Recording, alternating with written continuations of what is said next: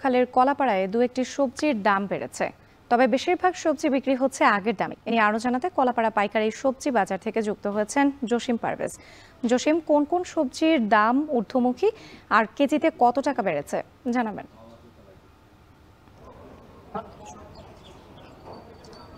রাত্রি রমজানের শুরুতেই কিন্তু সবজির চাহিদা বেড়েছে, সে কারণে কিন্তু সরবরাহ পর্যাপ্ত রয়েছে। তো সরবরাহ থাকলেও কিন্তু দাম কিছুটা অপরিবর্তিত রয়েছে, তবে কিছুটা কয়েক প্রকার সবজির দাম বেড়েছে। যেমন রেখা তরকারি আজ এই পাইকারি বাজারে বিক্রি হচ্ছে ৭০ টাকা কেজি, যা গত সপ্তাহে ছিল ৬০ টাকা কেজি, ১০ টাকা বেড়েছে। এছাড়া যে আপনার উস্ত রয়েছে, সেই উস্ত আজ বিক্রি হচ্ছে ৮০ টাকা কেজি, এখানে ১০ টাকা বেড়েছে, ৭০ টাকা ছিল গত সপ্তাহে।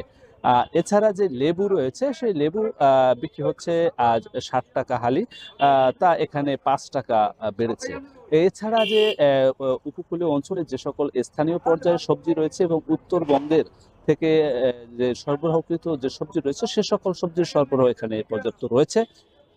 সে কারণে কিন্তু আজ এখানে বেগুন বিক্রি হচ্ছে প্রতি কেজি ৪০ থেকে ৫০ টাকা, এবং শসা বিক্রি হচ্ছে ৪০ থেকে ৫০ টাকা, এবং ফুলকপি বিক্রি হচ্ছে ৩০ টাকা প্রতি কেজি, এবং লাল শাক বিক্রি হচ্ছে ৩০ থেকে ৪০ টাকা প্রতি কেজি, এবং শিম বিক্রি হচ্ছে ২৫ টাকা কেজি, এবং টমেটো বিক্রি হচ্ছে ২০ টাকা কেজি, অনেকটাই দাম কমেছে টমেটোর।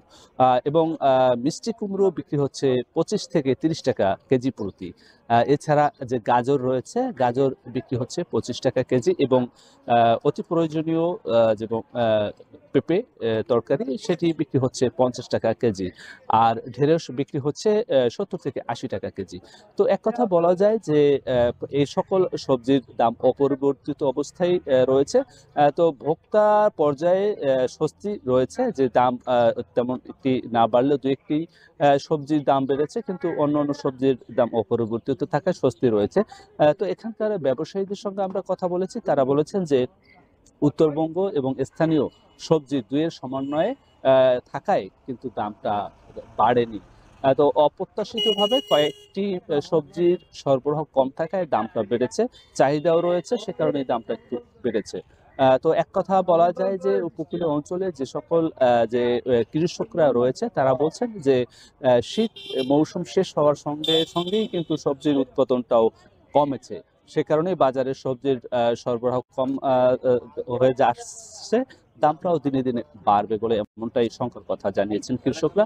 এক কথা বলা যায় যে সবজির সরবরাহ মোটামুটি রয়েছে, দামটাও অপরিবর্তিত রয়েছে, দুই একটি সবজির দাম বেড়েছে এই মাত্র। এই ছিল আমার কাছে সবশেষ রাত্রি। কলাপাড়ার পাইকারি সবজি বাজার থেকে যুক্ত ছিলেন জসিম পারভেজ। এখন সকালে